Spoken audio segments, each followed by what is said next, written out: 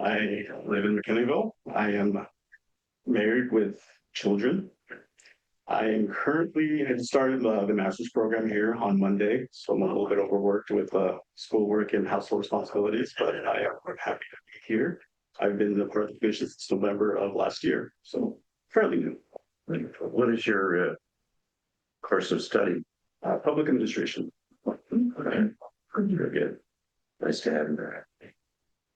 Peter Pennycamp, until recently, the most recent member of the commission, and I'm glad you guys are here. Really glad to be part of the commission. We are too. Bird Lochte, I've been on the commission for getting on to 20 years now. I'm the old lady in the room. But I also have done a lot of consulting for nonprofits in the community. So I know a lot about a lot of you who have been doing things in our community. But I'm going to do something you probably didn't expect. I'm also the owner of a bunch of sheep. And I have a ewe that won't let her baby nurse unless my son is holding her. So I've got a bummer lamb. If anybody has a kid who wants one, I'll give it away. Anybody? Or you know of anybody who would like it, but it's got to happen pretty soon. Well, maybe by the end of the meeting, you'll have a. I'm just asking everybody. That's why I'm taking this. And I got people here. I'm asking everyone. My name's Jim Glover. I'm the chair of the Human Rights Commission. And a lot of you are familiar faces to me, but some are not. And I apologize that I haven't been around more than I have. But that's kind of part of what this meeting is about. I've been on the commission since 2016. And I did leave for a short while, but came back.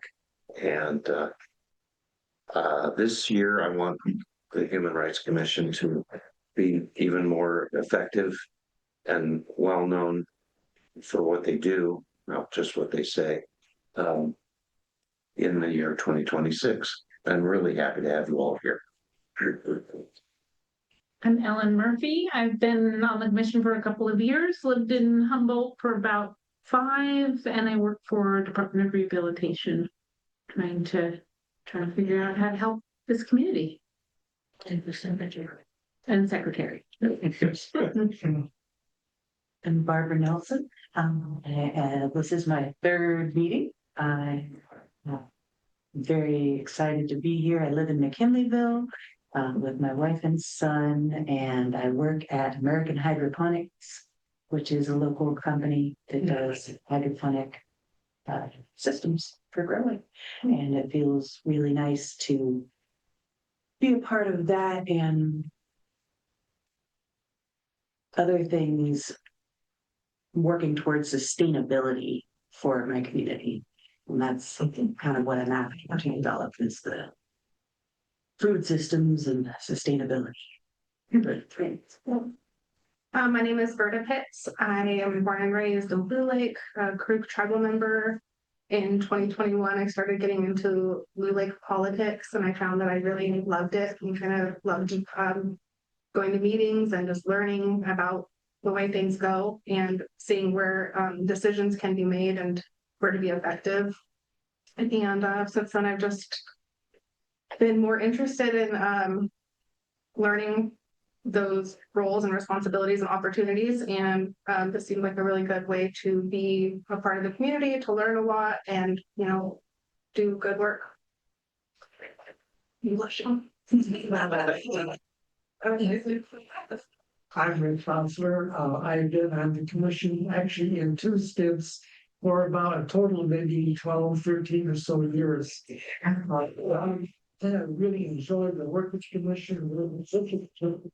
I'm really looking forward to say, in our community, work more cooperatively together on issues that we all share concerns about. So I'm looking forward very much to this discussion. My name is Connor Gaden. This is my first meeting as a commissioner by Supervisor Bushnell for District 2. I was in Granada and I've been there for the past 5 years with my family, running the farm over there. But I also do a couple other things. I'm pursuing my master's in social work degree and interning at the public defender's office, working with incarcerated folks who are petitioning for mental health diversion to get treatment instead of incarceration. I also do some case management work for a licensed social worker who provides psychological evaluations for undocumented Latinx folks who are applying for asylum or visas, E visas, follow-up visas, usually situations involving violence. Yeah, I'm really happy to be here. I'm really interested in human rights. I have a bachelor's degree in human rights. Spent a lot of time thinking about human rights and trying to put it to use, and I'm happy to be able to put my education and work experience to use for the people of Canada. Wow, this is so cool. So cool to meet all the new commissioners and see. Yeah, I'm Natalie Arroyo. I use she, her pronouns. I'm a county supervisor representing the 4th district to the Greater Eureka area and Small Peninsula. And I'm getting to the end of my first term. Before that, I served on the Eureka City Council. And concurrently with that, I worked at Redwood Community Action Agency for 15 years. So you mentioned, nonprofit connections and community organizations. And I would say I touch a lot of different community organizations in my role, but that was where I trained to be a community organizer and do a lot of collaborative projects. I serve as an officer in the Coast Guard. I'm a reserve officer, so I work very part-time, but I'm still serving and continuing to contribute in that way. We are part of Department of Homeland Security, so this is a very sobering time, I guess, to be part of the military. I will also say I'm a lecturer at Cal Poly Humboldt in the Department of Environmental Science and Management, and I'm connected to one nonprofit right now as a board member. I'm a board member on a lot of government organization boards, but the governor of the state appointed me to serve on the Klamath River Renewal Corporation board, which is the organization that took out the 4 dams in the Klamath, and we're continuing to work on the restoration of the river. And so I continue to serve on that board, and it's a very exciting project. And that board has been very focused on risk management and things like that. A lot of the things that, to make important, huge, big things happen, environmental justice project of that scale, we had to work on a lot of really boring but important stuff. So I'll end it there and then get into other collaborative ideas and go through questions. Hi, I'm Bob Rottenberg, one of the local rabbis, member of Temple Bethel in Eureka, member of the True North Organizing Network, member of the Humboldt Interfaith Fellowship. My pronouns are him, Hungary, Russia. I've decided to start using my immigrant status and claiming it. I'm happy to be here.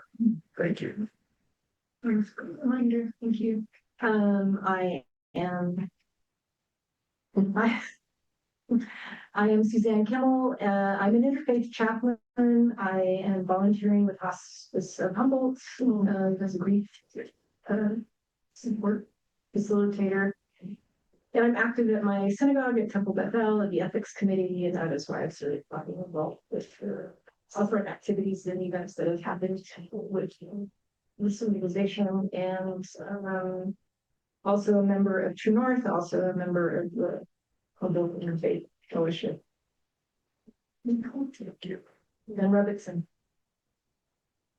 Sure, it's the rabbi's wife.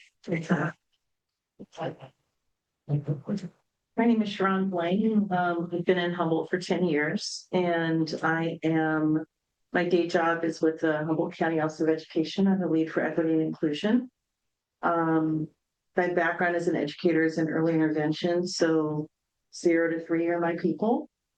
I'm also the current president of Eureka NAACP. I'm part of a small group called Be Black that focuses on supporting leadership of color. Someone started with that. I'm a mom of 2 amazing men.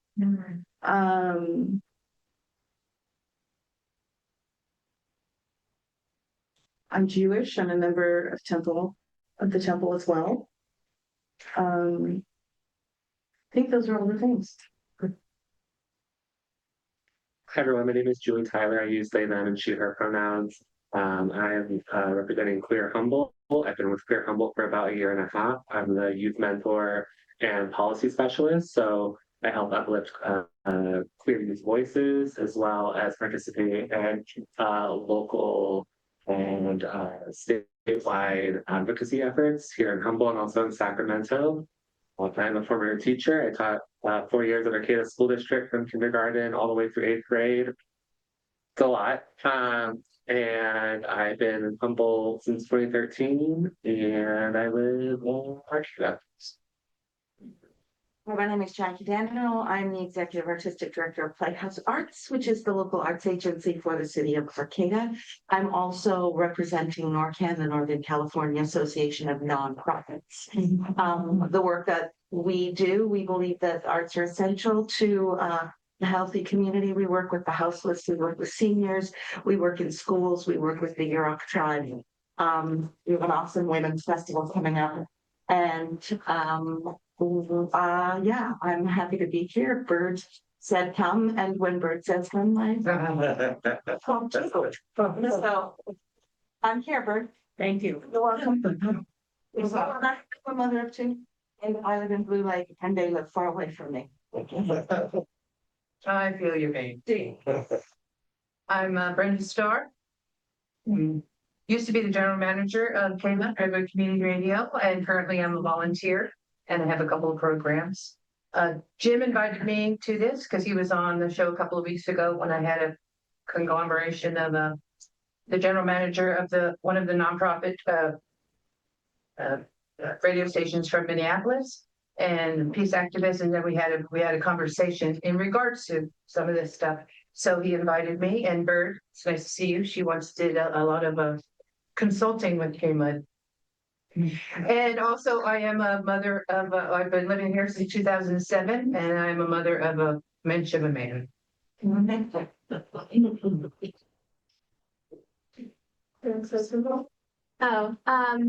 is Sayeli. I work as an assistant criminal defense attorney in Eureka. I'm also a student at Cal Poly Humboldt. I'm studying criminology and justice studies. I also just recently started volunteering with the Boys and Girls Club, Team Fort. That's where I met Bird. I met her at a meeting, and she suggested that I check this out. So I'm here. Yeah, that's it, I think. My name is Ann Kilby. I first moved to Humboldt in 1984. At that time, I was returning to the US from 14 years in Denmark. And it just shows travel is dangerous. I went for 3 months and I stayed 14 years. But so I moved here in 84. In the interim, I have spent most of 10 years in Washington State, in Western Washington. And there are a lot of things in the community there that also would be relevant here. My profession is counseling. I got my training in Denmark, and so I've been a counselor for 46 years. I'm also active in citizen science, both here and in Washington State. I belong to the Oil Wildlife Care Network here in California. And they're the Washington Citizen Science through the Washington State University. And these things are relevant just because these are community efforts too. And so is part of my experience. I'm also part of the Bumblebee Atlas program through the agency in Oregon called Xerces. Here I came because I'm also a member of Humboldt Interfaith Fellowship, and third encouraged us. I'm also a member of the Humboldt Unitarian Universalist Fellowship, which I cannot say I represent because our congregation is the sovereign body, but I am a worship leader there, and so I'm always looking for things relevant in the community that we might want to cover in services. I'm also a member of HAPI, the Humboldt Asian and Pacific Islanders in Solidarity. And this is because of my Japanese stepmom and my Chinese stepdad. I identify very strongly, although ethnically I'm just garden variety British Isles. Also, I sing in various things, including the Threshold Choir, which I think often might give me a relevant perspective to things here. I'm very happy to actually be here and get acquainted with the commission. I've heard about it and now I get to see it. Welcome. My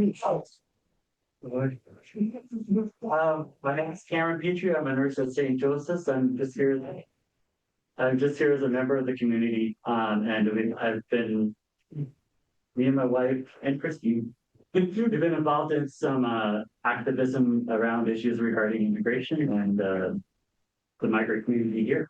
So. My name is Jasmine Petrie. I'm Ecuadorian, caregiver, and I'm the English Express student. So beautiful. That's why I'm here. And I'm here because I'm supporting him and his thoughts. No, don't worry. And yeah, because I believe in his beliefs. And I would like to know more about my community stuff. So, and today is my birthday.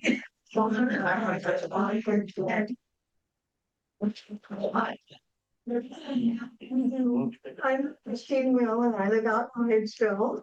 And in 2017, I moved here in 2015. In 2017, I was a member of 3 indivisible groups that formed in that year.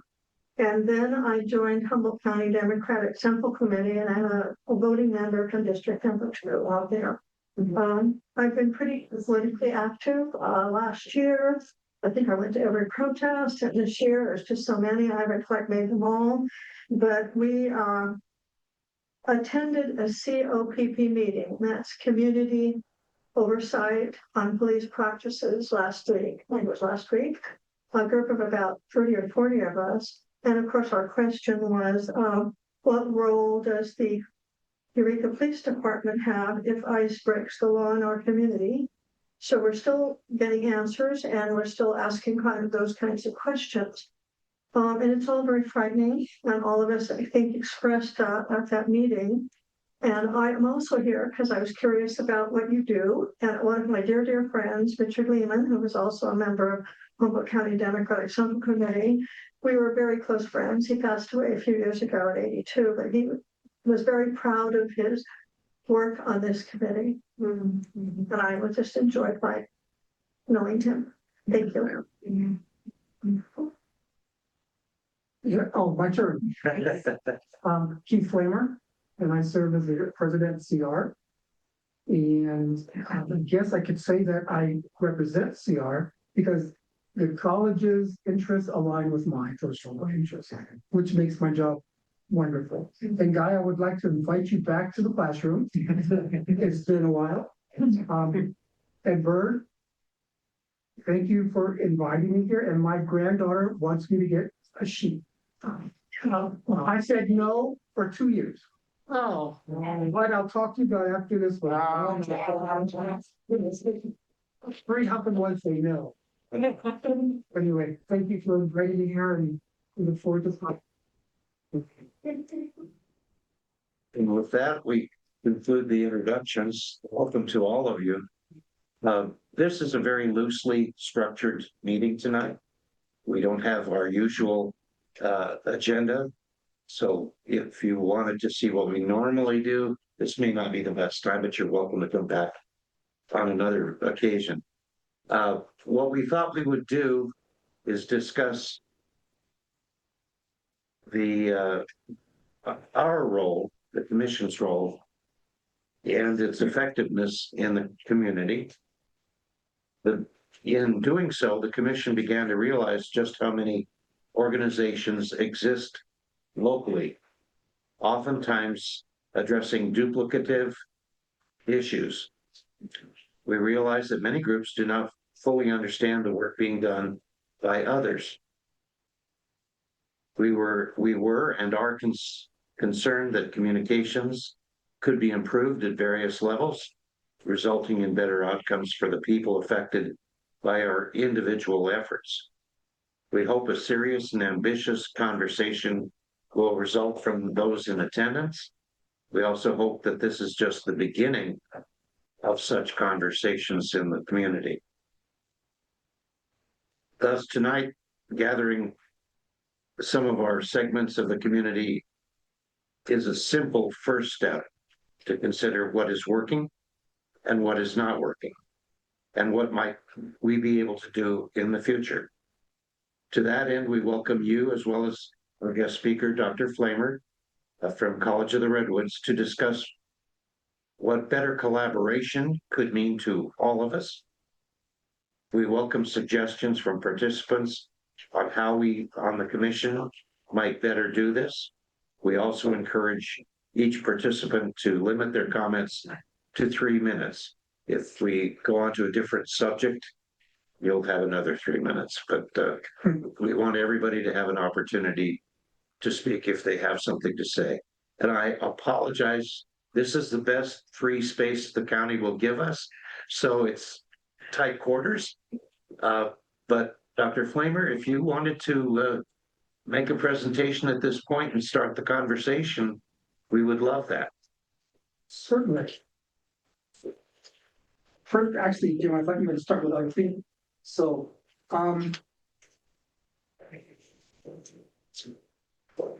I started thinking about partnerships, and I've always believed in them. Right?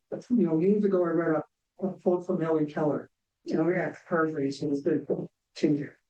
That alone we could do very little, and together we can accomplish a lot. I've often thought about that, and I thought about it a great deal about a year and a half ago with the riots across the country and what happened in Cal Poly. And I felt all the angst, and I felt all the division, that it was a hard time. And we stopped learning and how to talk to each other. And the divide got worse and worse. And then a new president came in and he exploits what that division that we began. And I thought a lot about that recently, especially on my campus, that we've just forgotten how to listen. That as higher education, we used to pride ourselves in talking and learning and critical thinking. I've seen that we forgot how to do that in the divide that we find ourselves. So last year, we started a series of conversations called Let's Talk, where I brought in faculty, staff, and students, and we started talking about free speech and academic freedom, because those things are under attack in our classrooms and in our campuses. People are just simply afraid to think, and they're afraid to voice their opinion in the classroom and without the classroom. That is not what higher ed is all about, and that's not what I support. So we said we have to force the conversations. We have to force people in the room. And quite frankly, at first it was very difficult because people were afraid to talk and they would shout each other down. when they would not agree. My natural feeling was to jump in there and say, knock it off. And then I said, nope. They have to get through the rough spots to get to the call. So we sat in the room, we talked, we tried our best to listen. And after about an hour, we said, we have more in common than we don't. And I said, we have to continue this conversation. We have to set the example at the college of how to have hard conversations. We talk about, often about, we have to learn to have hard conversations. But I don't think that's true. We don't have to learn how to have hard conversations. We have to learn to engage at a human level and listen to each other. Those conversations would happen. But we have to sit and be in the space without judgment. And we don't do that very well, both as an institution and as a society. Someone asked me a few months ago how I feel about the country and how higher ed is going. And we sat around the room amongst 5 people. To a person, they said, they have no hope. They're scared and they have no hope. That's not how it's supposed to be. So I said, I have hope. I do have hope because I believe in the human beings around me. It's going to take work. And it's going to take a ton of time and patience. Because if we have no hope, we're all going to fail. And that's the message I continuously try to get out to people. Take the time. And we have to collaborate. We have to sit in the same room, not with the people that we agree with, because that's waste. It's the people we don't agree with. We have to sit and say, what's going on? How do we do this? How do we come together? How do we solve the problem? Because all the problems that we're facing are manufactured problems that are so complex, we don't know how to fix them. They're complex, they're wicked problems. Which means it takes new learning. And how do we do that? We have to work together to have the new learning.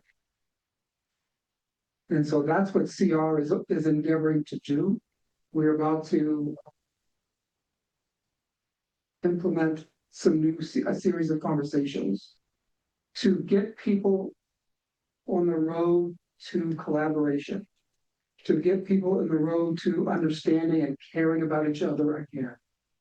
That we're not in silos about academic programs or our own worldviews, but we're trying our best to look at how do we come together and go beyond ourselves to see what we're doing. And how we're going to be an example of how to solve problems in this country, in this county, and outside. Again, we're trying to teach students how to have these conversations. That's what we have to focus on. That's what we're trying to. So we have to show them how to do that amongst ourselves as administrators, as faculty and staff. That's what we're endeavoring to do. So I'm here to ask your help to see if you will partner with CR to have these conversations. And how can we do it to help students and faculty and staff? And quite frankly, my grandkids can come to a place where they're loved, they're cared for, not because of what they look like or what their GPA is, but as human beings. That's what I'm asking your help. How we can partner to get that done. I don't have the answers, but I have the ask. I'll do what I can do with you to solve the problems while I'm still employed. And my job, I believe what I'm trying to do now is set the college up for success. So whoever does replace me, and if someone will, that the grounding is already there for success for the institution with you. So I would like to open up the conversation how we can collaborate to make our place better. Thank you. I have no particular order in which I was hoping people would speak. So if you have a thought to follow up on Dr. Flamer's presentation, this would be a perfect time to raise your hand and volunteer a thought or two. Sharon. I have 3 minutes, right? We're very flexible. You mind if I say anything? Do I have to, What's that? you mind if I sit and take notes, or do I have to continue standing like? No, I think so. You can sit, be comfortable. Yes, if those chairs are comfortable.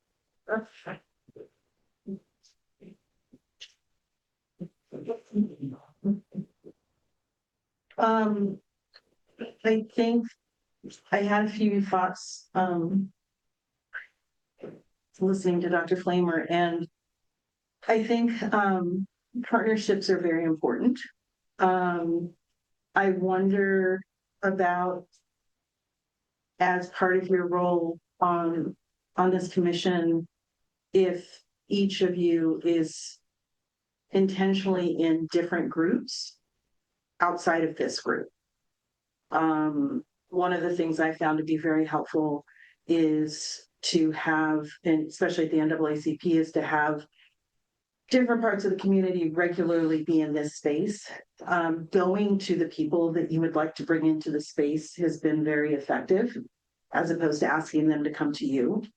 So I wonder if that is already something in place for all of you to intentionally go out and become members of groups or attend the monthly meetings of groups, not to simply to learn and to build relationships. I think it is much more, I found it very effective in life to people first. So when I do work in different levels of people, I people first. So how are you? What's going on? You know, are your kids making you crazy? That kind of stuff.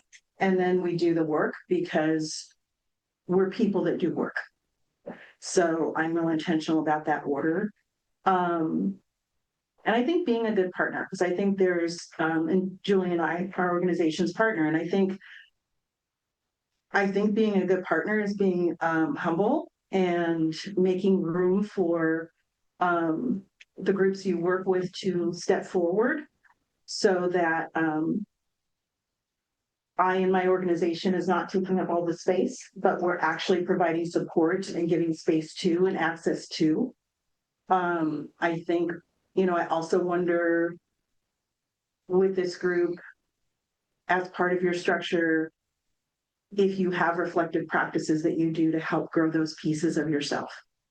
So that, because we're humans and we get small and tight, and having intentional practices to be reflective and to grow and to push and to learn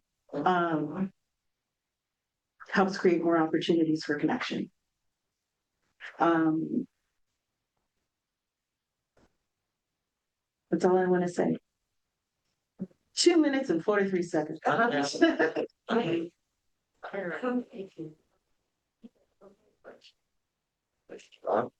Yeah, I want to second what Sean was saying about encouraging you all to leave this room and go to where the people are, rather than trying to summon them in here and tell you what their issues are.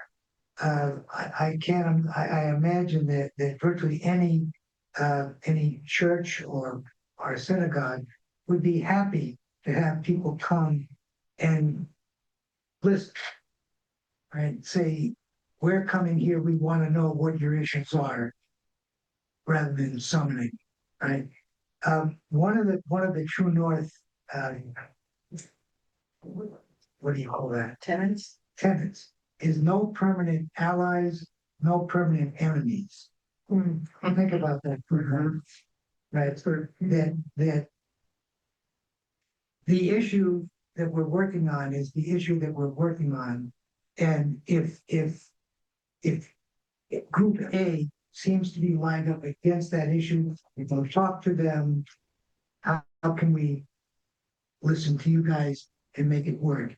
And at the same time, the allies that we've had in the past may not want to line up on this particular issue. So the focus on the issue becomes the most important thing, and then proceeding from there. I mean, to me, I completely agree, Dr. Flamer, that listening some more is the key. If we go into meeting with all the answers, we may as well not even show up. We go in and just with the intention to listen, listen, and listen. And then somewhere in the middle of the room, the truth comes out. Thank you for doing this. Thank you. Other thoughts? I'll just talk a little bit about a movement within the arts community. I'm connected with project out of San Francisco called Citizen Joy that is focused on the joy of being a citizen of the United States. And I know right now that's a hard thing to find. But that in fact, there are moments when those artistic endeavors actually bring people together around what is the joy of who we are, what is the joy in our community, what is the joy of the circles that we sit in. And sometimes it's kind of reaching across America. There's groups all across the US that are doing this, clowns and circus and theater and dance and movement. We try to do stuff in parks for free for people so that they can just come and not have to do anything or do something if they want to, but to find the joy of where we are, who we live. And in the words of Joan Shirley, we are nature. So every breath we take, how we live in the world, we live in this nature, in this environment, with our fellow humans, with our animals, with our trees, with our plants, with our ocean, with our air, every breath we take, every move we sorry. But so that to find the joy, that sometimes I find the center of joy. And yes, I am a passionate believer in the role of the arts, and that is my soapbox I bring out. But that is the great connector right now. The arts and artists are the great connectors, and they have been shoved to the side for quite some time now. And we are finding our way back to the front, as we see in Minnesota, with 600 voice choirs, with a state that has #2 arts funding per capita. California has number 35 or something. So how do we step into the joy of what that is? But that allows us to, as Franco Rama says, throw your head back and the ideas just come in, so that you're not actively in an agenda or you're not actively in a thing, but through that play, through that engagement, you learn. And I think that's the essence of humans. And so that's what I bring to the table. That's what I want to bring to the table. Come to the Playhouse. I'll open the door for you. It's there. Just tell me when. It's there for you. For many people. So that's joy. Great. Thank you.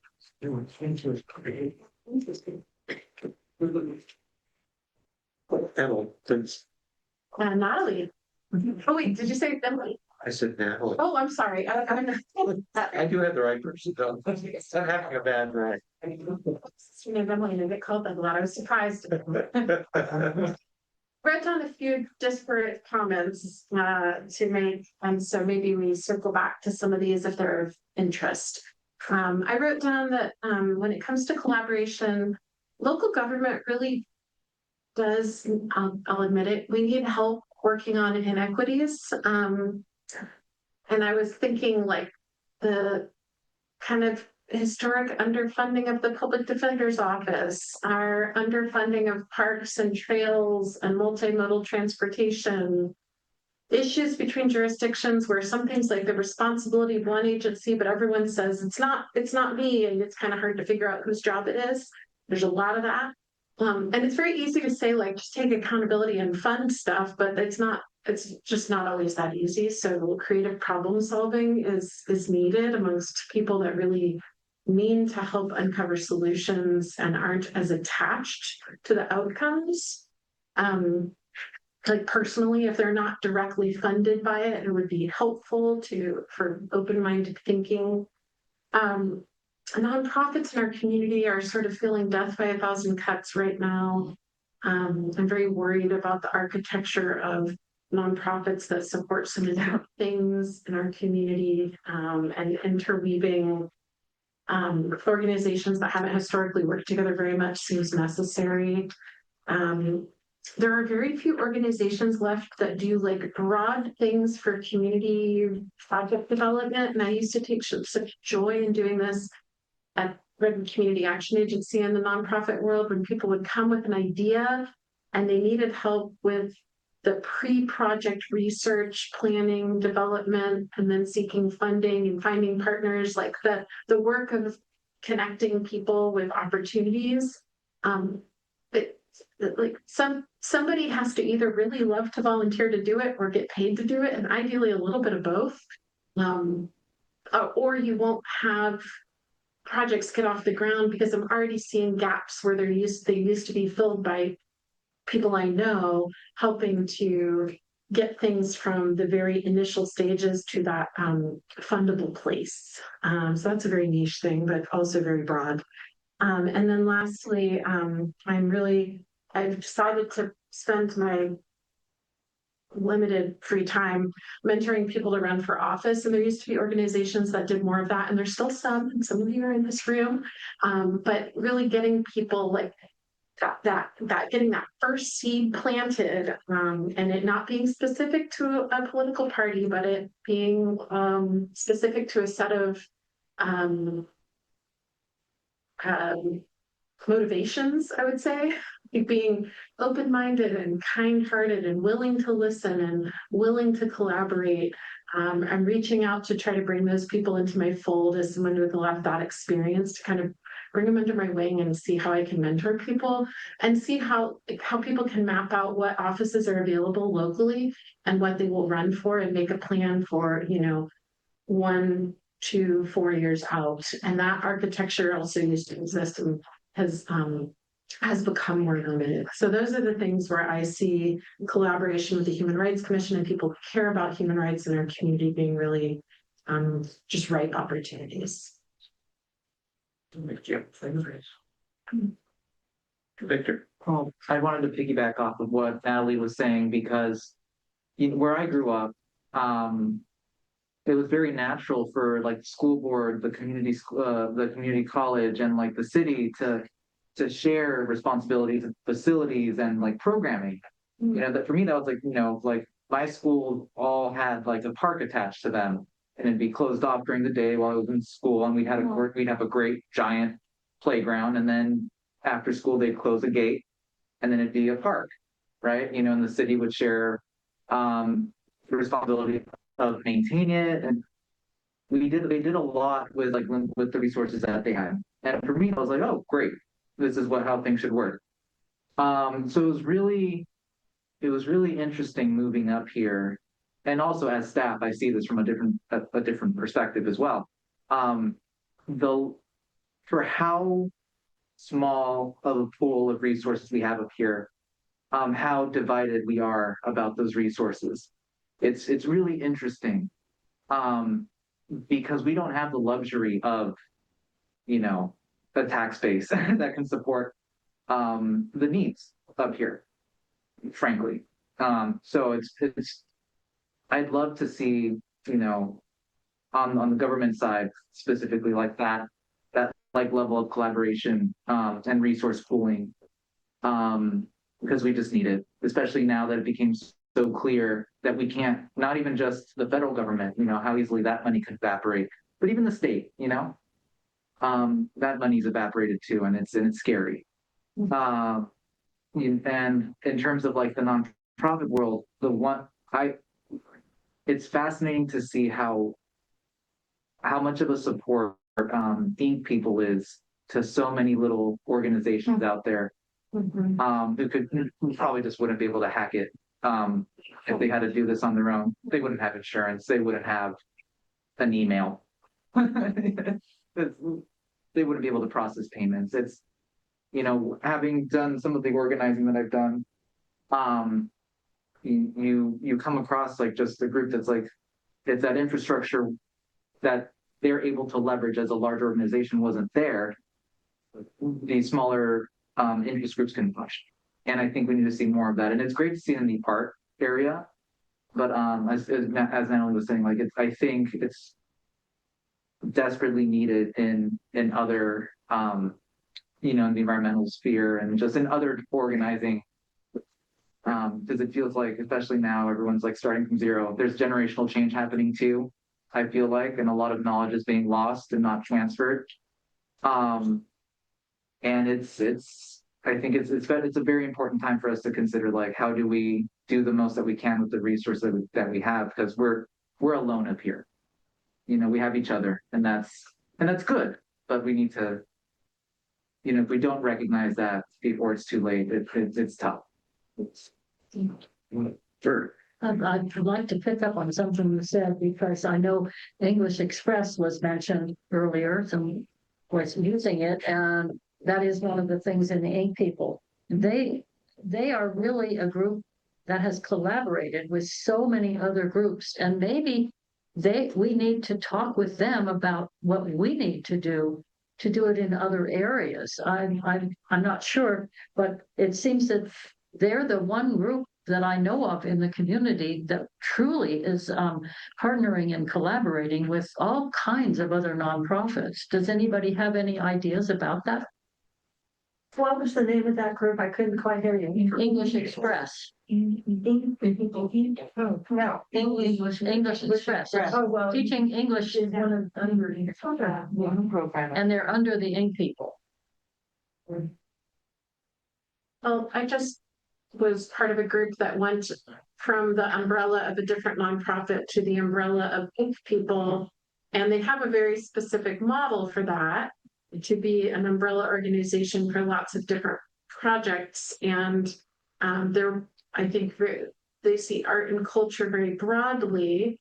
And there is a financial commitment of the organizations that become, you know, within their umbrella. But their model is very, in a way, simple, and also very inclusive and open to a lot of different organizations. So I found it really cool to see that. And, you know, it requires people willing to take risks and, you know, some funding that is not.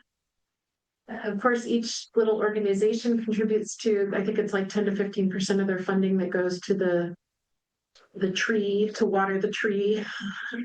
But the model is fairly simple, but it does take some general operating funds that have to come from willing donors too. So people have to be willing to water the tree a little more than just through those many projects. And that's where I think I've seen some nonprofits really struggle, is not having those general operating expenses that are hard for people to understand, but so necessary.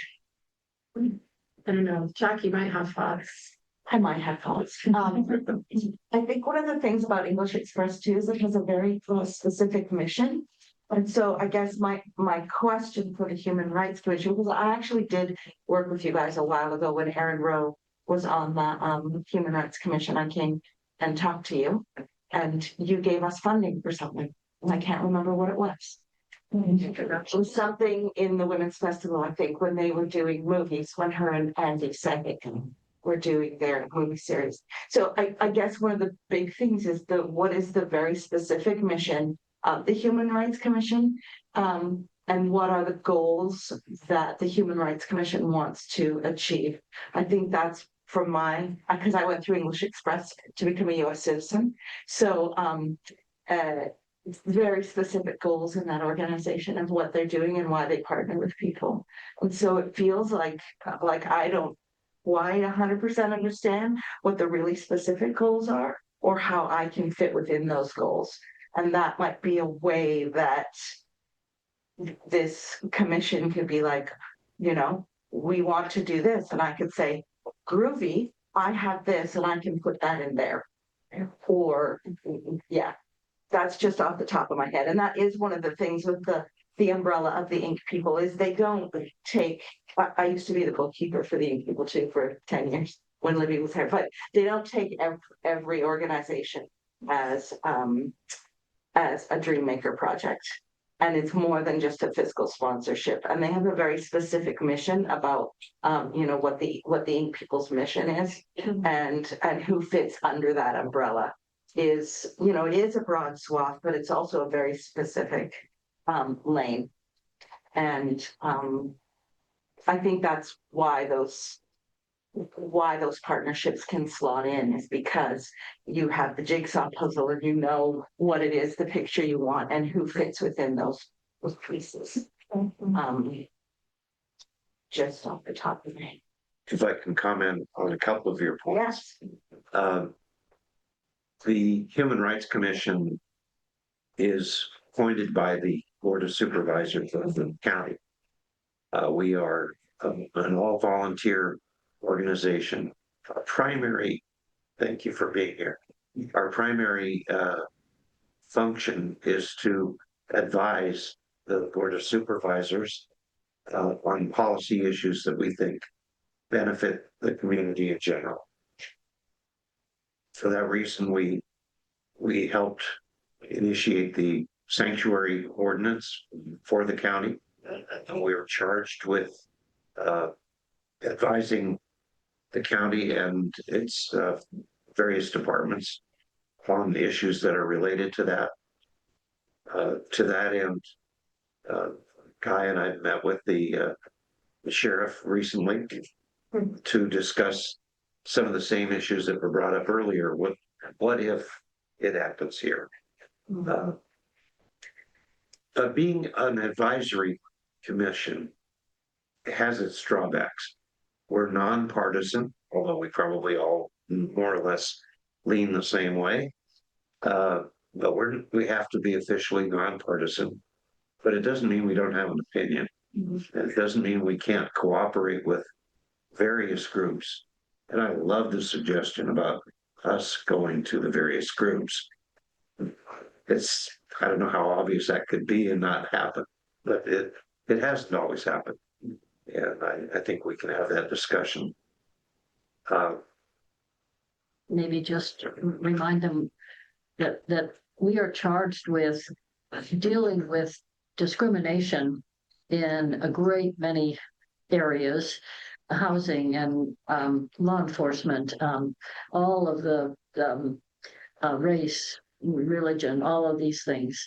And people can complain to us, and we can't change anything for them, but we can make recommendations to the Board of Supervisors about an issue that is brought to us, if we as a group decide that that's what we want to do. I think one thing that's percolating for the commission right now, I think I'll bring up because earlier Connor brought up the fact that he works with the Public Defender's Office. We are currently collaborating with a jail inmate who happens to be transgender. We're not there to try to solve his legal problems, but we are trying to be responsive to her concerns that she is being treated as a male inmate when she is female. She identifies as female. I asked, maybe it was an ignorant question, but I asked, what kind of legal representation do you have? And she said it's the Public Defender's Office, but they will only look at the charges in front of me, not my other circumstances, which are for her a living hell in jail. This was new territory for me, but we've been in contact with Queer Humboldt to assist, because they might have more firsthand knowledge of how to deal with this. But I guess what I'm getting at is Public Defender's Office is underfunded, I guess. They would at least say that.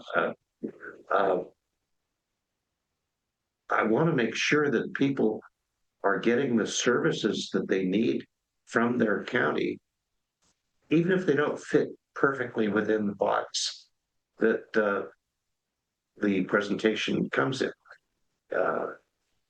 I would like to see flexibility in a department like the Public Defender's Office for a situation that doesn't doesn't quite look traditional. But we're not just talking transgender issues either.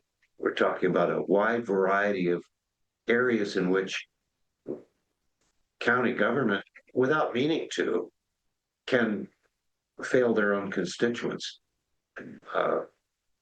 They do a lot of good things, but they're like thinking outside the box isn't necessarily one of those things on all occasions. Anyway, enough for me. I just wanted to share that little bit of background about one example of things that we do try to help with.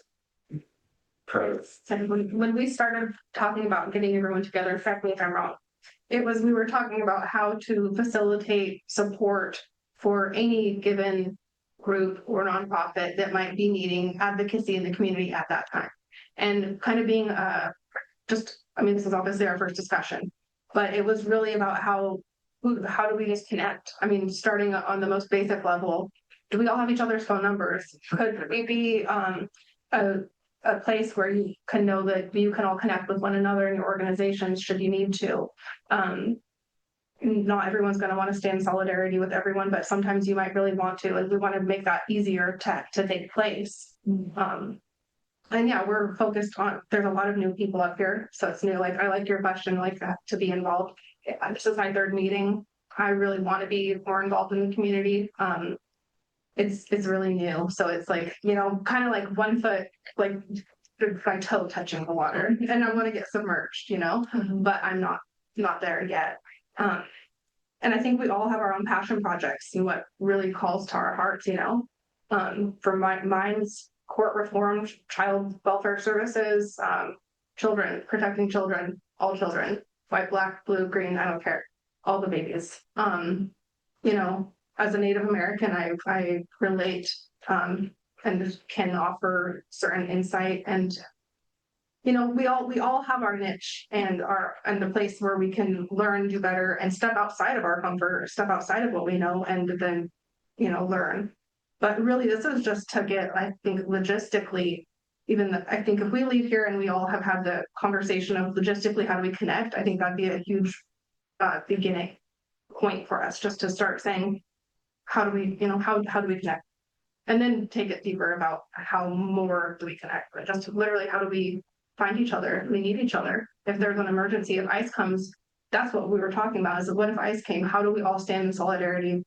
Getting the tribal community, getting any community that would want to be a part of just showing support for who needs it. Really. Oh, I'm sorry. So I guess I have a question, which if you think about what's happening in Minneapolis, right? Minneapolis, pretty much as soon as the last election happened, started getting ready for what they didn't know was going to happen, that now has, right? A very powerful history of community organizing. Their Faith in Action group, which would be equivalent to True North, was involved in cross-sector training organizing from the beginning. Many people don't understand how deep the organizing in the Somali communities go. It's really phenomenal and quite old and well established. That's true in many groups. So they started early collaborating, cross-training, getting ready on the assumption it might happen, which is why the response was so fast. What happened in Minneapolis in terms of confronting what happened on sort of a street organized level, people are kind of beginning to go, if you follow like the New York Times are going, gosh, these people seemed awful ready, right? Turns out they were. And so the question is, what are we doing? We're not Minneapolis, it's a very different circumstance, but are we doing here, right? What the equivalent of what they did there, right? If we are, it's not obvious to me. And many of the groups that could be playing that role, I still don't see it. Now, there are a lot of things happening that pretty far down. So the question is, what could we be doing that we're not doing? Does this forum play a role in that? One of the things that I'm fairly new to the community. I moved here in 2019, so I'm a newbie. And, this part of that time was COVID. So we didn't get to go out and about much during that time. But I was really, my daughter went to HSU and graduated there with critical race, gender, sexuality studies and journalism. So I had spent some time up here for that, and coming up here after she left. So what was surprising to me about this community is the, how to put it, the ethos of individualism. So we're part of True North, so we're very familiar, and plus also a philanthropic group that Ron White used to be part of. And he said when I got here and we started talking about, well, how many nonprofits are there? 600, over 600. I was like, okay, a lot of niche going on here, right? Or maybe duplication. And so I'm recently, for the past couple of years, then with the co-ops, cooperative community funding. And we had 52 requests for $20,000 last year, right? So, and that's because of the times. But the nonprofits are so niche and so tiny and so duplicative and so small in terms of outreach or impact. And I think that this community is doing a phenomenal job of supporting the hundreds and hundreds and hundreds and hundreds of nonprofits.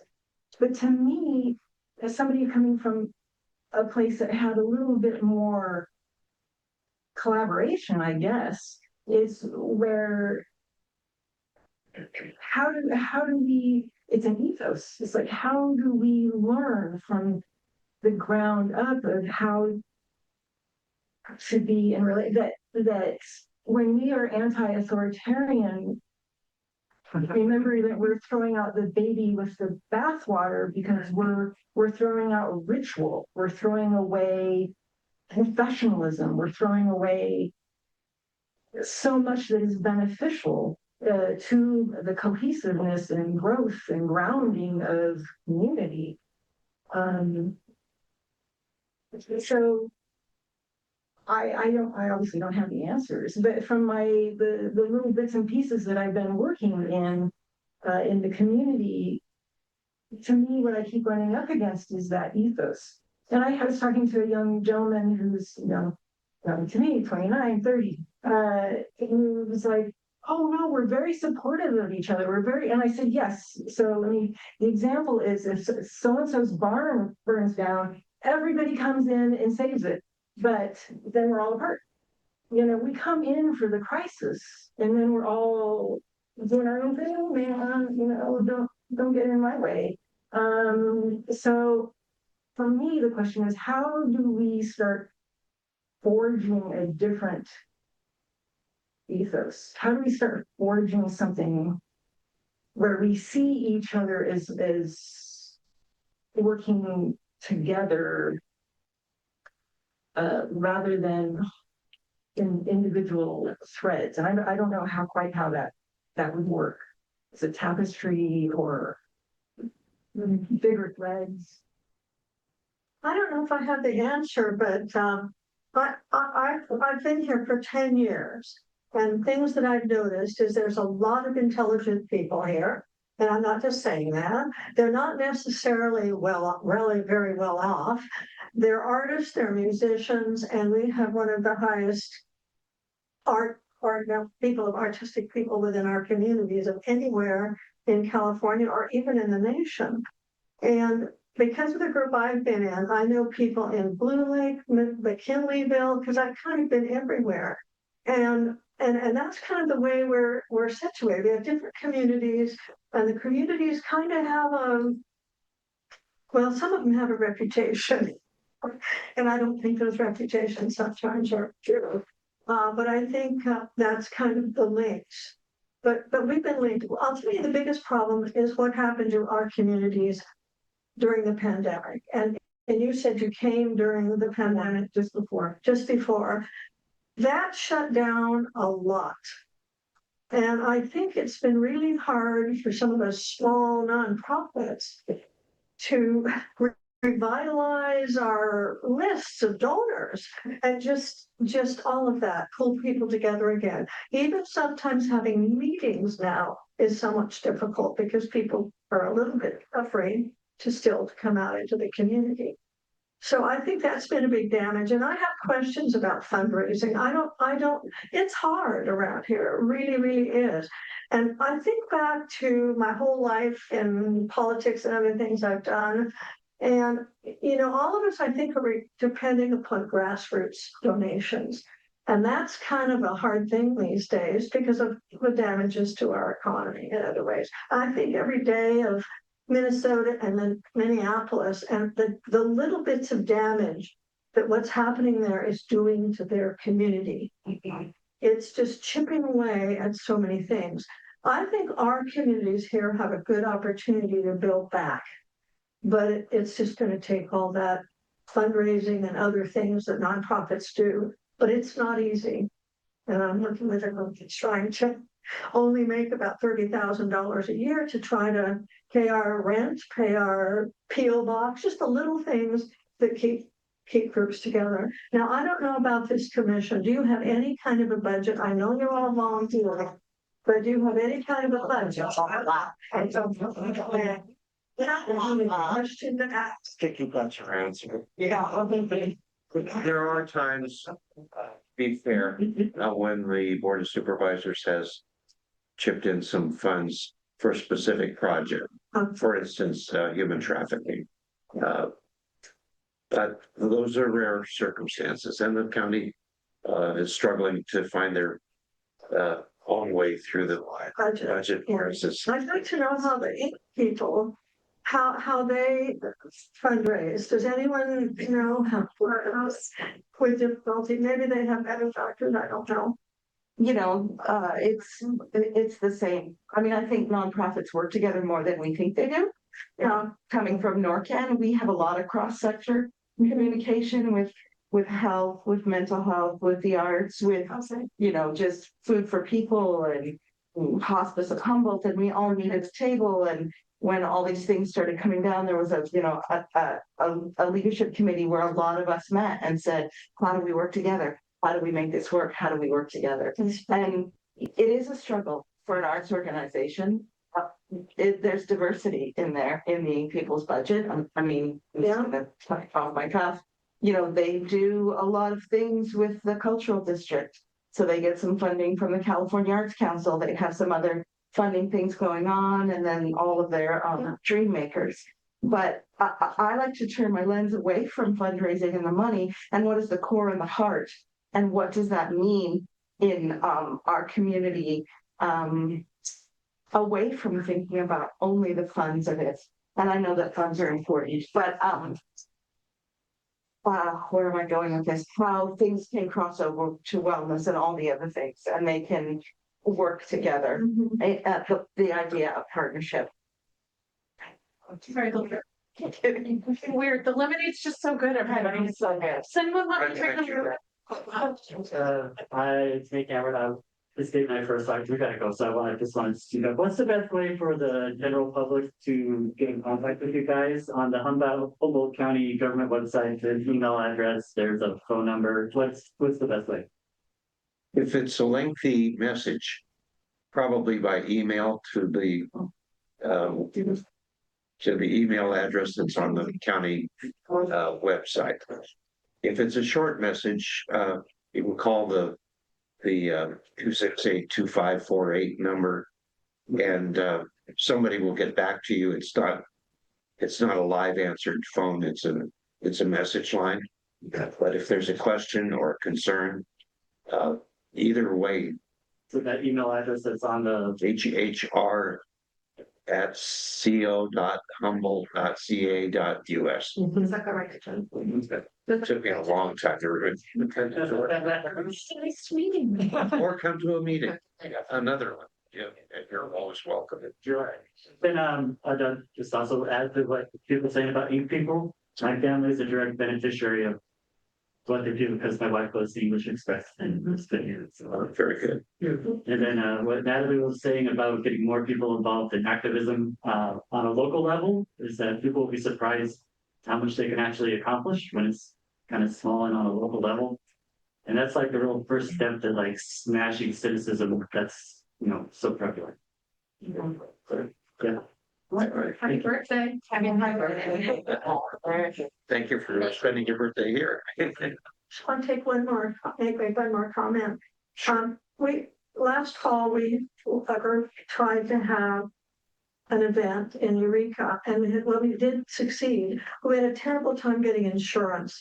And I know insurance rates have gone up, and I know why we need to be insured for these events.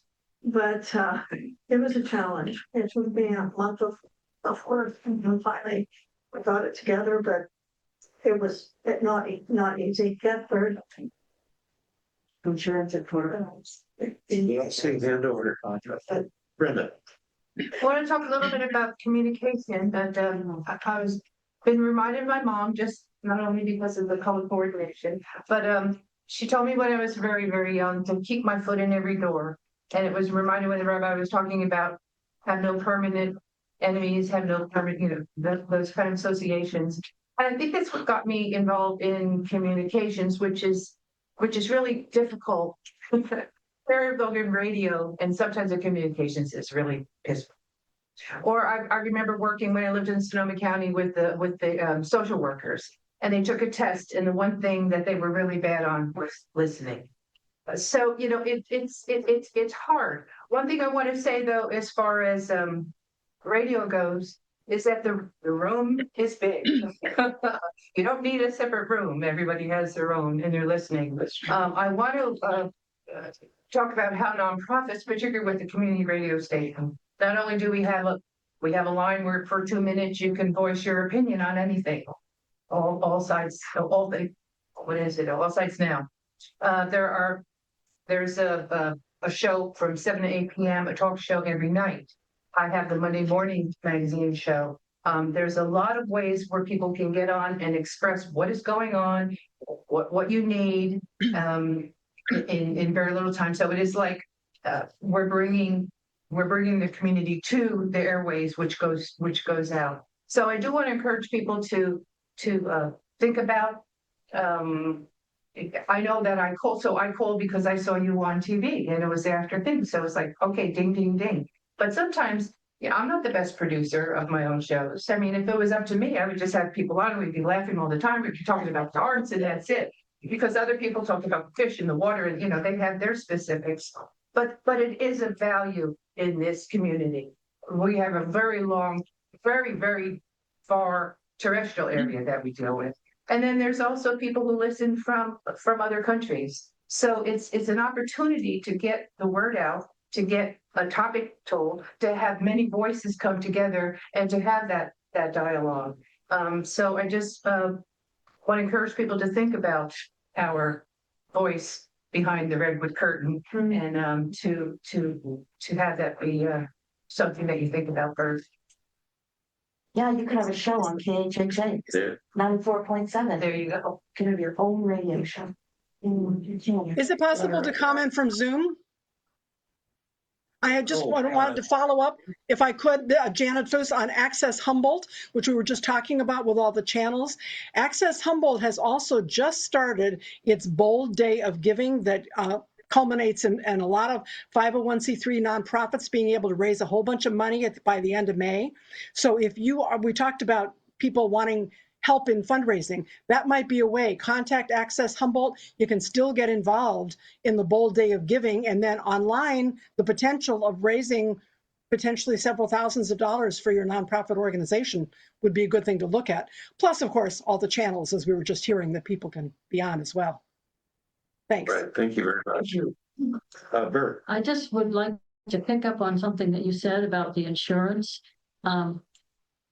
I am on the steering committee for North And I'm going to go to them with the idea, see if there is some way that NORCAN could bring together, collaborate more with all the nonprofits on insurance and see if there's some way we could get it for less for the small nonprofits. And I'm picking up on what you said. Go to them. That's what I'm going to go there. I'm going to use your idea and bring it up at the next meeting. So thank you. And you can help me, Jackie. How about this here on and then we'll flip you. I wondered if people know about Humboldt Equity Consortium. Yes. Actually, So I think they started a few years back. I was invited into this space with my work with NAACP. It's a monthly meeting. You can go in person, or you can go on Zoom. Humboldt Equity Consortium is Sarah Hendrickson through the HR department is the coordinator of it. And it just is an opportunity for different organizations to come together. I know, and I've learned about different organizations that I didn't know existed being in that space. And then the other thing that I know has been very helpful, particularly to Black Humboldt, is Eureka has offered space for things. So Juneteenth,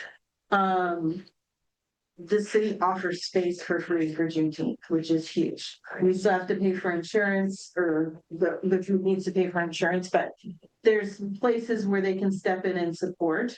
And I think that's a place that any of us could access, with our organizations, because they're trying to help. And it came out, my understanding is it came out of their equity audit and report that they created. So that's a great group. Very good. Thank you.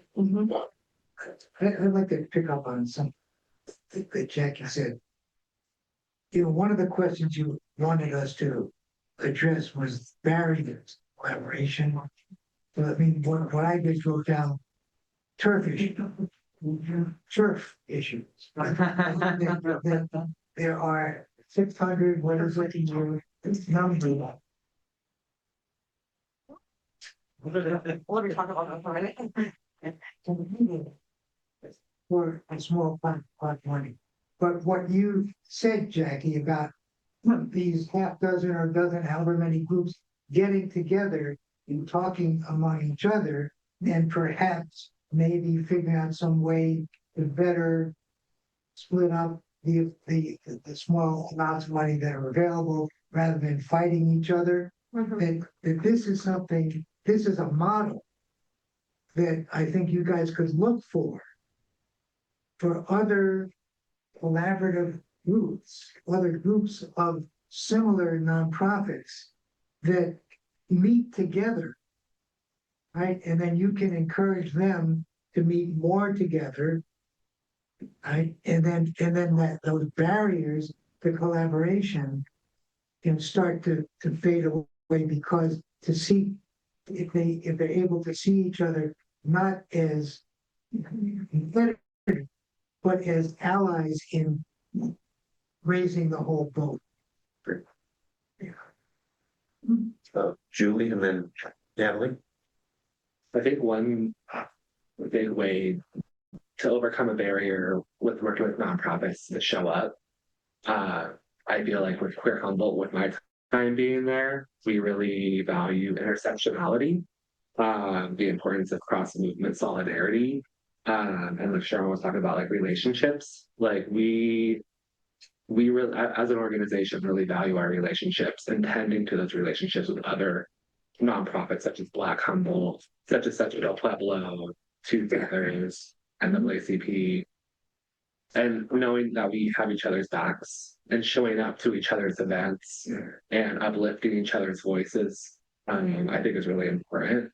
I also think it's really important for our allies, especially with marginalized communities here in Humboldt, to, especially like our local governments, like we've worked with, as an organization, we've worked with the Arcata City Council with making Arcata a sanctuary city for trans and non-binary and gender diverse people. And I know Central Del Pueblo has worked with them too to make it a sanctuary for undocumented people. So I feel like there needs to be more of our allies also showing up and like just listening and also tending to those relationships. And I think even starting small is just showing up and being like, hey, what do you need and how can I support you? I think it's a big first step to overcome that barrier. Because I think sometimes people are a little uncomfortable, like, ooh, what if I make a mistake? And I think for me, at least, I can say you're going to make mistakes and you don't have to show up 100% perfect, competent, knowing every issue, knowing how to resolve. Like we have this, I feel like there's like this urgency that we have to resolve the issue like right away. And before I entered this room, homophobia, transphobia, racism have existed. It's going to exist after we leave this room. And we can't resolve the issue in just one meeting. But I think an example of us coming together like this and talking about it and talking about what we need as nonprofits or as organizations could really help us collaborate with each other more. Because I think just showing up like this is really important and that's a first step in the right direction. Beautiful. Some other thoughts. I think Natalie was next. Oh, But I did see Peter's hand up. I just is repeating. Just a couple of thoughts, again, disparate thoughts that were sparked by what other people said. I appreciate you being here and talking about media. And I reached out, I'm on the Juvenile Justice and Delinquency Prevention Commission, which is quite a mouthful. And we have some teens on our commission, which is so cool. And they were talking about, we were thinking like, how could we, a bunch of commissioners, make a difference in the matters around juvenile justice? And we, the youth were saying, like, it's actually kind of hard to find events that are for teenagers in this community. It's easy to find maybe events for kids, and they were just struggling to find things that were for teenagers and young adults that were not, people not 21, and things that were, and I think of this as communities having too many events. Like I'm always like, why are there so many events? It's not a problem that I think about, but it was so. Anyway, so I reached out to the North Coast Journal and Las Vegas Outpost, and maybe we should talk about KMED.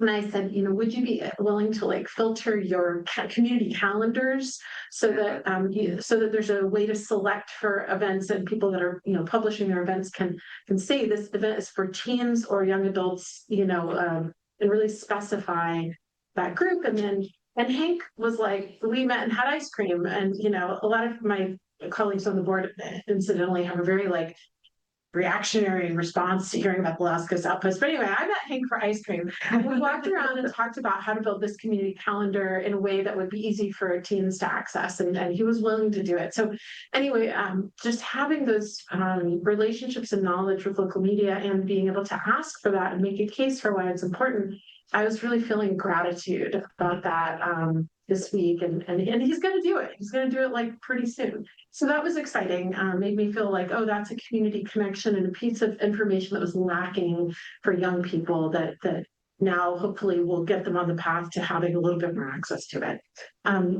So also think about community organizing in rural places where people love to be really individualistic, because I've done some of that in a prior life. When I first moved here, I lived in Petrolia and I was so lonely.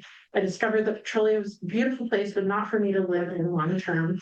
So, but I've done some community organizing in Bridgeville and in the greater Lolita area, which is geographically quite spread out in some ways, in the Samoa Peninsula, and found that something that really united people was the idea of like emergency preparedness, especially out in the greater Bridgeville area, which was like really an 800 square mile area that we were serving. It's everything within the zip code, which is huge. That was the only way that we get people interested in like gelling in any way besides around their school and their community center, their family resource center there was around emergency preparedness. And that sparked a lot of interest and excitement and willingness to make like community phone trees and stuff like that when nothing else did. And in other communities, like in the greater Lolita area, it was improving the park. And this was years ago, and they, built this park and everyone got excited about one thing, but until then it was like, in both cases, it was like a year of working with people and meeting with people and being like, how can we like bring people together more? And they're like, yeah, we're doing our own thing. It's cool. And then you found that one thing that got everybody excited. And it was like, oh, so it took a lot of community listening. And I know you know this through True North, but I just wanted to share those thoughts about what had worked to unite people. And in response to something you said about the juvenile justice group, Yes. The commission has been developing or helping to develop a youth human rights commission, which you attended one of our meetings. Yeah. But we've had no success getting probation to arrange for any kind of meeting or tour of the facilities. I wonder if they might be able to meet with your committee. Let's talk. We tour the facility every year, so let's talk. One of our jobs as a commission is to tour the juvenile hall every year, so we can probably just sync up and bring the youth here. It's working already. Peter. So I don't know if this is still true. We've been talking about 600 nonprofits and all that. The actual duplication is probably 30.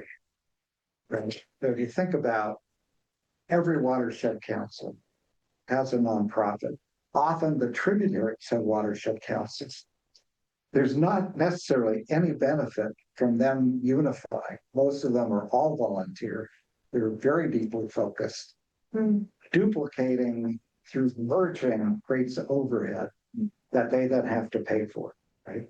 We tend to assume a lot of things about the numbers that used to be, because actually I was involved with a big study of this in 1990, right?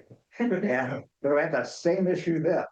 And it turned out it really didn't exist, right? When you looked at not the title, it's not like, okay, we've got 190 organizations involved in watershed work. They actually had reasons to be separate, right? So there is some overlap, and there are things that could be made more efficient.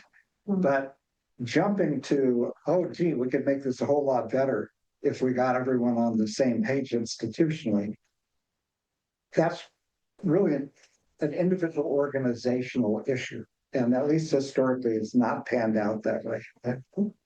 It's also a different question than if we were to agree on 5 things that would make this county safer, right? Make it safer in the sense of being a human rights commission, in terms of social justice. What would those 5 things be, or 3 things? And how would we behave differently if we could generate all our human resources, our focus on those things? So, for example, state of Nebraska, when Donald Trump was elected, the Chamber of Commerce of the state made a statement in support of their undocumented workers. Nebraska, right? That came out of organizing, years of organizing on the community level, right? So that's Nebraska. What would we do? What can we actually agree on?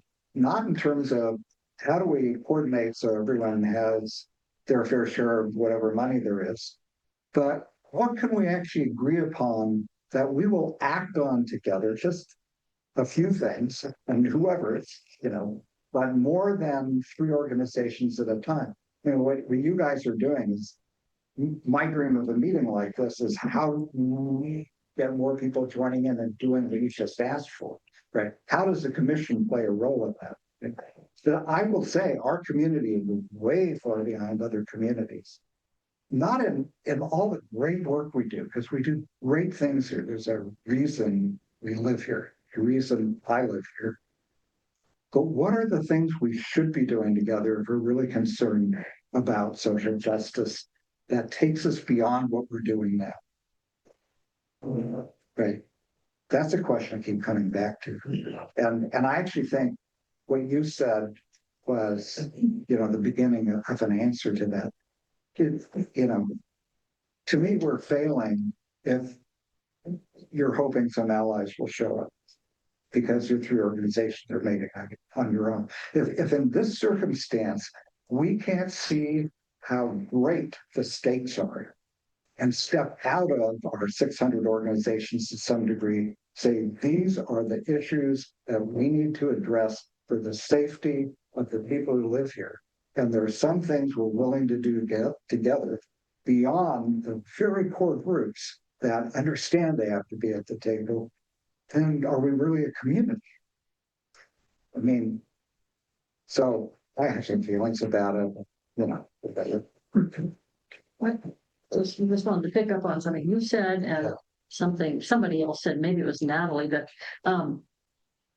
sometimes when two nonprofits have a problem, and I'm thinking of the North Coast Theater and Redwood Curtain. When Redwood Curtain lost their venue, they got together and they solved that problem in a way where they're both still entities, and yet they are using space better. They are using the money better. They are using their staff better because they are cooperating and collaborating to solve a problem that they had. And that's what we have to do, as you say, is find the problem and then discuss it, think outside the box, and find some kind of solution that we can all agree on. Yeah. Might go all over the place, so let's see if I can pull it together. But I think for me, when we're talking about this sort of organizing and especially when we're talking like ideals and norms like human rights, a lot of that goes out the window when you encounter poverty, right? And so for me, like human rights, it's not about like a set list of things, but it's like dignity for people, right? You know, like regardless of their status or their identity, it's about giving them dignity, right? Allowing, you know, that's what that means to me. And so when we're talking about like how many nonprofits we have, and I think what I've noted, my observation, is we do have a lot. And there is a lot, I think, and part of it too is like there's two tiers of organizing. We've got semi-professional, either volunteer or paid, but people who have a different way of going about it, which they have committees and orgs. It's a bit more structured. And you got like guerrilla organizing.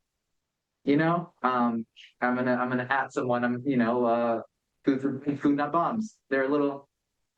They love what they do. Sure. And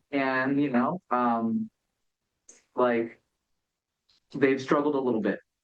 And sometimes I know specifically the individual who's doing this, and it's like if they get a really good person who shoulders a lot of labor, but when that person's gone, they go back to diminished ability to serve, right? That's just how this goes. And I think it really isn't about consolidating necessarily, because we can't. Some of these are personality issues.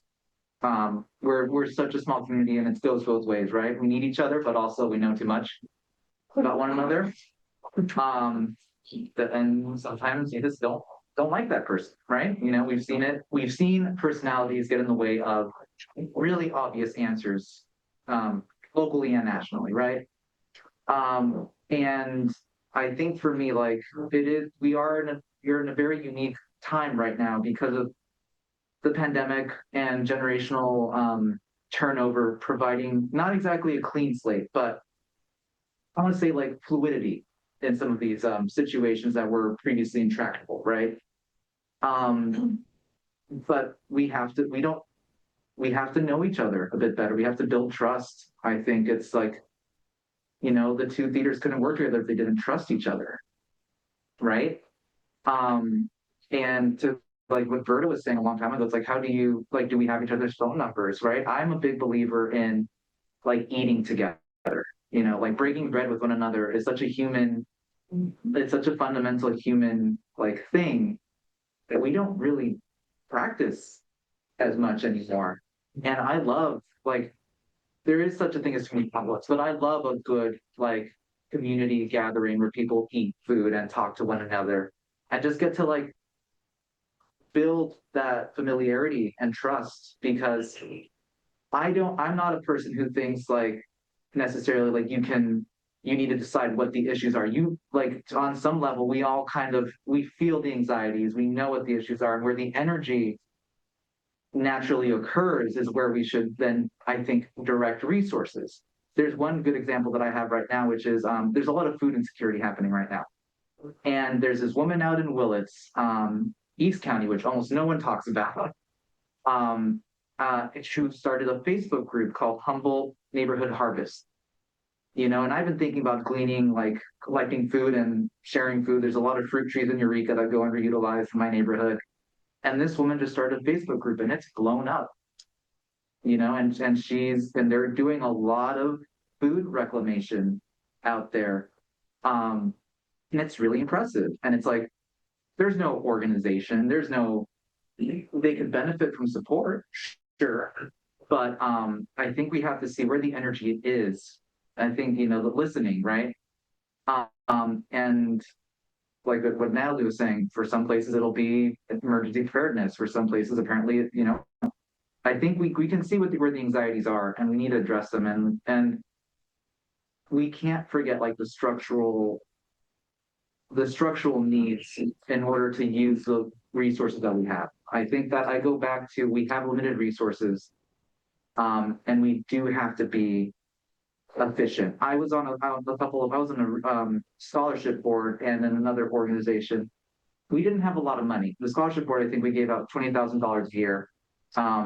But the impact that $1,000 scholarship had on the individual went a long way. It was, the reality is pittance, right? For a master's program, $1,000, but for that person, that meant a lot.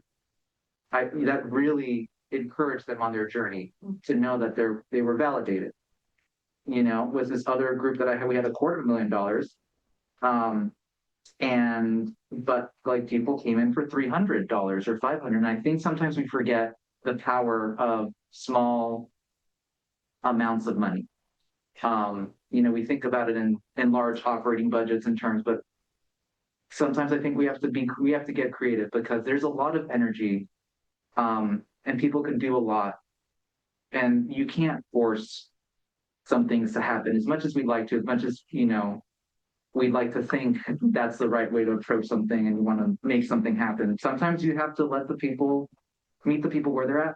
And yeah, I think that's sort of the direction I'd like to go in more, is just see where the energy is and how we can cultivate and encourage it. If I go ahead, sure. I just wanted to create a pause. There's some people in the room that haven't spoken. And sometimes there needs to be a little bit of quiet for people to feel comfortable to speak. So not calling anyone out, but just to create a little pause in case someone wants to say something that hasn't. I would like to start. So, Okay, these will be nearing our closing comments, but please feel free. so sure. And maybe this is in some ways a good closing comment in a way, but I've been listening to what everybody has been saying and been thinking about the role of the Human Rights Commission and what the Human Rights Commission has been doing, could be doing, in order to benefit the community. And, you know, we've talked about how, you know, when there are times of crises, people can file reports with the Human Rights Commission, that we can look into things. We can make suggestions to the County Board of Supervisors for policy changes. I've heard a direct ask from multiple people in this room tonight for the Human Rights Commission to be more active in, one, reaching out to community organizations, meeting community organizations where they're at, listening to what is important to them and how we can be working with them about using the Human Rights Commission to bring community organizations together to foster deeper conversations in communities about what's important, but also the Human Rights Commission being able to bring the community together to talk about issues that they're facing, and also what they want to achieve, whether that's, you know, having conversations at the CR and talking about issues people are concerned about or issues that people want to be able to collectively organize around to better the community about. Whether this is with, you know, really any organization, but I feel like the Human Rights Commission has the ability to facilitate these not just listening sessions, but community organizing sessions to be able to create a community solidarity, strengthen the community as a whole, bring people together, get the community to listen to one another, to hear about what our concerns are, and that it can help, you know, build that community trust in community organizing capability, but also situate the Human Rights Commission as a county organization that can be there to not just react when things go poorly and to investigate and meet with people in the jail when there's concerns, but to play a proactive role in the community in saying it's not the commission's job to figure out what's wrong in the community and to do something about it, in a way to empower the community to come together and be able to voice their concerns and also their dreams about what needs to happen for Humboldt County. And I think that that's within the commission's ability. I really enjoyed the conversations tonight. First of all, very much. I really appreciate everyone's contributions. There are certainly a lot of differences between groups and so on. And it just occurred to me, well, if there was a practical thing that I would think about that we could take a small step, what might that be? And one thing that occurred to me is that there are, of course, so many different human rights related issues in the community. You've got the homelessness, you've got racial, and ethnic issues, you have, you know, gender issues. And it seemed to me, well, one thing might be is to have kind of one unit, say something like people concerned with homelessness, and to have a commission meeting in which those organizations that are really concerned with homelessness, if you would like, we would like to have a meeting of those who are interested in that to get together and talk about where we might cooperate, where we feel there are boundaries that need to be, honored. We'd like to have a smaller group of a specific issue come and with the commission and in presence of the commission, talk about homelessness, for example, what needs to be done. Are there ways that we can work together? Are there ways that we would like to stay separate, but to have a chance for that specific group to get together, those who wanted to. So it's just kind of a way to kind of get started in a more practical way. How can we cooperate? How can we collaborate? Where might limits be in the collaboration of thought? We're getting to the point where we need to start or end where we started. And I'm going to put Dr. Flamer on the spot again. And he said he was going to take notes. So I don't know if this fits into your game plan for the evening, but do you think you could summarize in your mind what we might have learned or what we still have yet to learn? That is not a big question. I am not sure that I could summarize what you all learned today, because I'll have to ask you, what did you learn today? Yes, I can tell you what I learned today. Okay, and that is the need to collaborate is still very, very needed. But it goes beyond that, and that is going to where people need you the most. Right? And versus just having someone say, come see me at my office. I go see people. I ask CR to be present at the places when people are at. I just don't like to use the word at the end of a sentence. That feels bad, but apparently it's useful. So I learned how I can bring CR to where people are so we can listen better. So that's what our feedback is.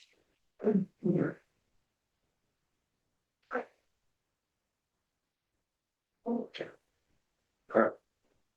At this point, we have exhausted our time in the room, and we have to let the security people go home for the evening. I want to thank all of you for being here. You've given us as a commission a lot to think about, and I hope you would agree that our goal isn't to try to consolidate anybody's activities in the county, but to make sure that we work better together. We've had some examples of how that can be done. I see this as purely a starting point. And I certainly would welcome any thoughts that you have for taking another step or two for the county, for our people. We want to be effective. We want to do something good for the people. And we can't do that without you. And maybe we can help you as well. So thank you all for being here this evening. If you'd like to take home a little boat of food, please feel free to. And we hope to see you again. Jim. Thank you very much.